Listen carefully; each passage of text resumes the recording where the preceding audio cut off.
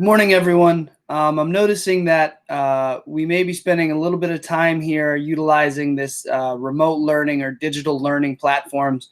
And I want to take a moment for everyone to show people, both parents and students, how to utilize Google Classroom, considering that's going to be our main communication tool and how I'm going to be assigning work and providing it to students. I thought it would be very important to just kind of provide a brief tutorial about some of the features of Google Classroom and where you're going to find things and things like that. So if you give me a moment here, I'm going to share you guys my screen, and I can show you exactly what you guys as students or parents are going to be seeing when you log into Google Classroom. So if you give me a moment here, I'm going to share my screen with all of you.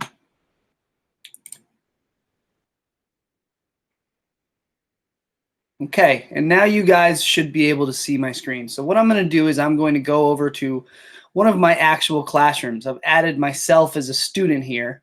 So this is exactly what your child or what you will see when you log into Google Classroom. As you can see over here on the left side, you have a drop-down menu. And this is where your students can manage their different classes. You have to-do lists. You have your different classes up here. You can have access to a calendar so that if teachers are assigning due dates, you can have access to a digital calendar view. Okay, you can do by the week, or you could also change it so that it's by month. But you have those here. You can switch between classes. You can go to a to-do list of all of your assigned work and what's missing and what's been due. As you can see, this is an older assignment from the very first month of school. I just created this student, so obviously he didn't turn in this work. But you can see that this is missing work, and it was due on September 11th. So you've got this lovely tool over here, which will help you navigate between your different classes and your assignments for each class. Then what we have here is this is the stream. The stream is where students can access things almost like a social media feed, just like Facebook or Twitter or Instagram, where as I post things, they will be placed in this stream. So the most recent thing that I posted was this tutorial on how to use split screen on your Chromebooks.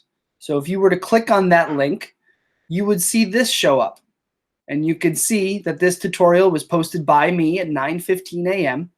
And if you clicked right here, you would have access to this tutorial. And it would load up, and you'd be able to play it just like this.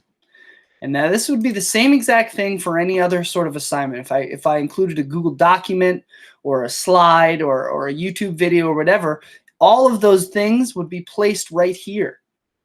And right above that, you can see here, you can see that there's a description that I've included. And this description is going to help provide you a little guidance and the order of how you're going to do things and things like that. So you can read that there, and right below it are all the documents that you would need for this particular assignment. This may be helpful for you guys. There's class comments. So if there are people asking similar questions, you guys can look down here and see if there's any sort of comments. Typically, it's just been people thanking me and acknowledging that they see my assignments. So if we go back, we can scroll back down our feed, and we can see all sorts of assignments. We can click here on China's geographic features, and you can see that this was a live stream lesson. Please click this link to join. Ooh. I'm sorry, didn't mean to do that. Okay, so what we see over here is my work that I gave to you. So here's the description, and if it is an assignment like this, I can go over here and click on the right. I can click on this right here, and it would bring me to my work. Okay, this is what I wanted the students to be working on the other day.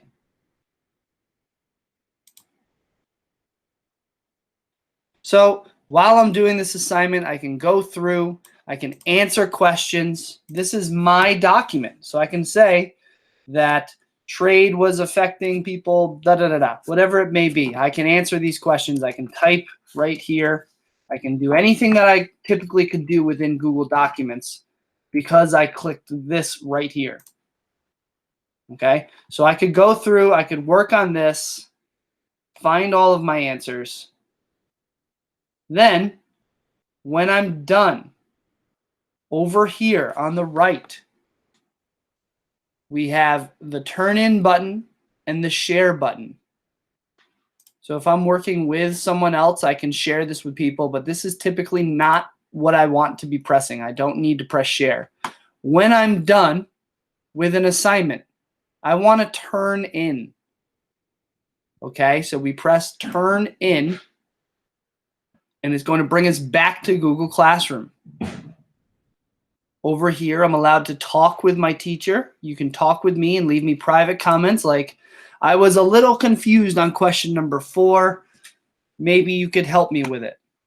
Okay, but I pressed turn in. It brings me back here, and I confirm that, yes, I want to turn this assignment in. Okay, and I always have the option to come back and unsubmit. If I realize I left a question blank, or if I think that this isn't my best work, I can always unsubmit. And if I unsubmit, it comes right back to where it was before, and I can edit it. Another cool feature is this add or create button. If I want to add a file, let's say I say upload your drawing to Google Classroom. Well, if I have it saved on my computer, if I have it saved on the Google Drive, I can click File, and I can upload it from my computer. And you can see here that I have a few things on my desktop that I could add. Or I could upload from Google Drive. Okay, so that's how we do that. I'm going to go back now. That is the stream. The stream is going to have all of your documents in sequential order. So as things are posted, you can see this is today at 9:15. Then we have March 23rd, the order that I posted things. March 20th, March 19th, it's all in order. The other important place you might want to go to is classwork. Classwork. And what's really nice about this classwork is we have topics on the left-hand side. So right now I'm putting together a series of tutorials, and if I click on tutorials, it'll bring me right to my tutorials. I only have one posted right now. This is my second one here. So eventually you guys will be able to see this split screen tutorial and others. Okay, so I can go straight to the tutorials topic, and all of my things on that will come up. Another important one may be your coronavirus review. This is the work that we did last week from the 14th to the 20th. I believe the date was. No. 16th. From March 16th to March 20th, any work that we did was right here. Okay? So if you click on that coronavirus review, all of your students should have turned in this work. You can see it's assigned for me because I haven't done them, but your student should say turned in.